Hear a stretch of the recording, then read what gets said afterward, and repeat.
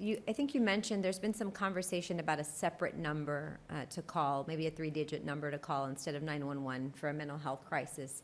Can you elaborate a little more on that, what that might be?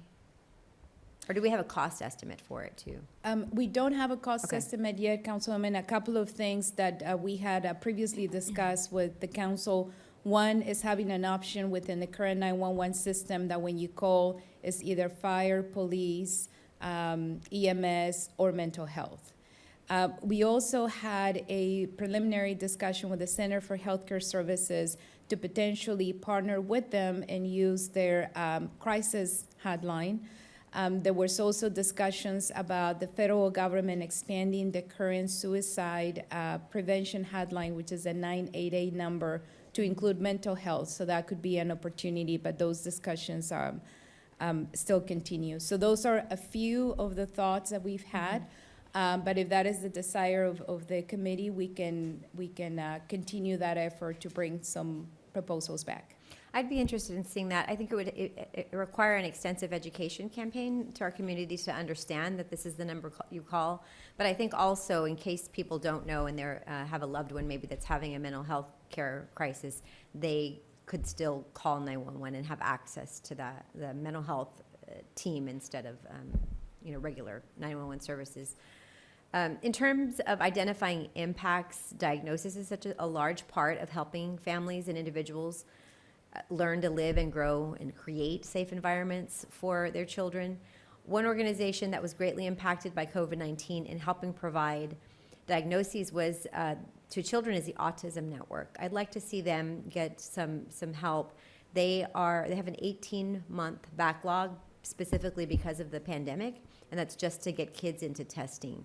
Of course, it's the child's mental health, but also the mental health of the parent that's specific, maybe waiting 18 months just to get their child in for testing. Meanwhile, especially when they're very young, 18 months is huge in terms of care and treatment and for a child with autism. The projected cost to help get the Autism Network back is $1.34 million over the next couple of years. So I'd like to see funding for them. Of course, I'd like to see funding for SAGE. I think I mentioned, and CASA. What I mentioned earlier, they're already out there doing that street level work, and I'm sure that because of the pandemic, they're behind, both organizations, and we'd like to see them get back up. Well, not just up to speed to where they were before the pandemic, but a jump start into the future of both organizations. I've had the great honor and privilege to know what they both do, and CASA, one of my policy initiatives has been for foster children, especially those that are aging out of the system because they have nowhere else to go and they have really a lot of times no guidance, and so I'd like to see that funding for them. I'd like to see more community involvement in continuing the conversation and breaking down the stigma that's associated with mental health disorders. Peer-to-peer conversation and working with groups, I believe, is necessary. Maria, do you have any groups that can be involved to discuss pre-crisis intervention? Yes, and actually, maybe if I can ask Ms. Jillian Burley to talk a little bit about. He alluded to this in her presentation at the last month, which is a version of this stick. But I'll let her come up and just talk a little bit about those partners that are already aligning to discuss mental health.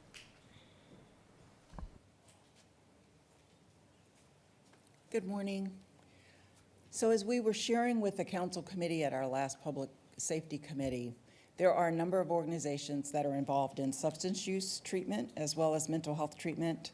And we are calling ourselves the SAT Coalition to reduce stigma, enhance access to care, and enhance access to treatment.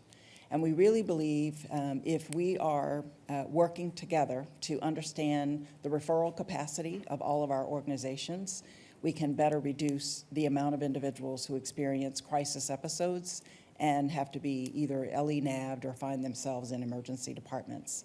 So we range from RISE recovery to lifetime recovery, Alpha Home for women. Women's beds in this community are very, very short. Women don't have residential treatment options for substance use or residential mental health. The Ecumenical Center is another organization, as well as West Care. So we're in the early stages of coming together and sort of governing ourselves. We've been very anxious to learn what the city's rules will be or process will be for ARPA funding, as well as the county. And we plan to come jointly to both to seek support for pre-crisis and community services.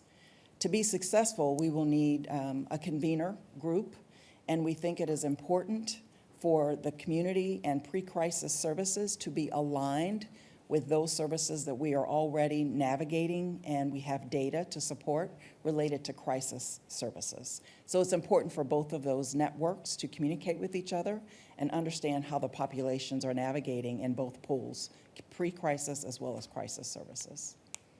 Thank you. The pre-crisis, I think, is really important in this conversation and the work you're doing. I think I would like to see more. Well, I think maybe I'd like to learn more about the SAT coalition. Okay. Who all is in this coalition? Is it so far, Ecumenical Center, and you'll have to, I don't have a list with me, so I'm going it by memory. Yeah. But Ecumenical Center, Rise Recovery, Lifetime Recovery, Alpha Home. Okay. Actually, University Hospital has been at the table, the Center for Healthcare Services, Haven for Hope, AACN is a new partner at the table. That is a network of community organizations.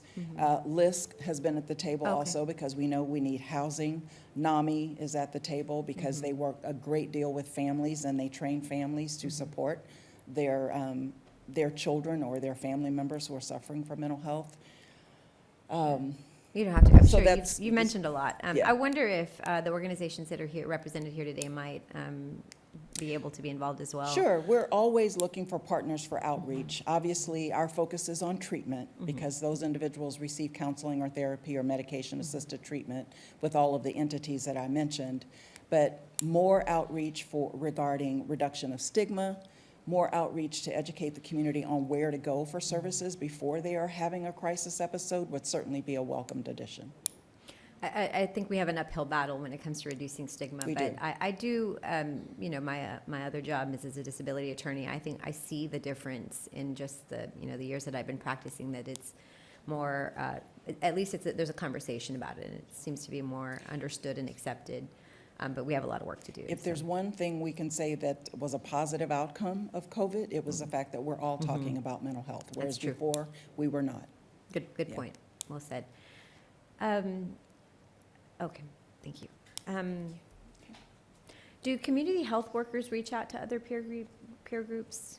Community health workers with the city? Is Claude here? I don't see Claude. I'm looking at sorry. Jennifer Harriet. Oh, yes.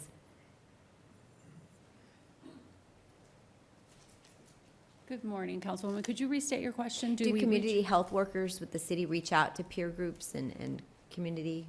Yes, we work with a wide range of partners, and right now we're establishing a community health worker hub that's under our Access to Care initiative and our SA Forward priorities. And that initiative will bring all community health workers in throughout the city of San Antonio to work together on a variety of issues. Okay, thank you. Just real quickly, I'm sorry for Maria, can you go back to slide 3?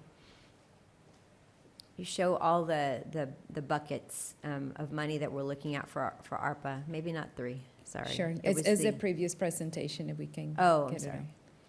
on. It was the amount allocated for every, there we go, slide 2, I'm sorry. So I maintain and I submit to you all that mental health, there's a component of mental health in every single one of these topics, items. And so I just, want to kind of keep that in mind as we're looking at, outside of this committee, the other 2 committees that look at this, kind of keeping that in mind, that mental health is a component of all of them, and to keep in mind that we need to include that and think about that as we're allocating funds in the other buckets. Thank you, and I'll move now to Councilman Mejia Rodriguez. Thank you, Chair.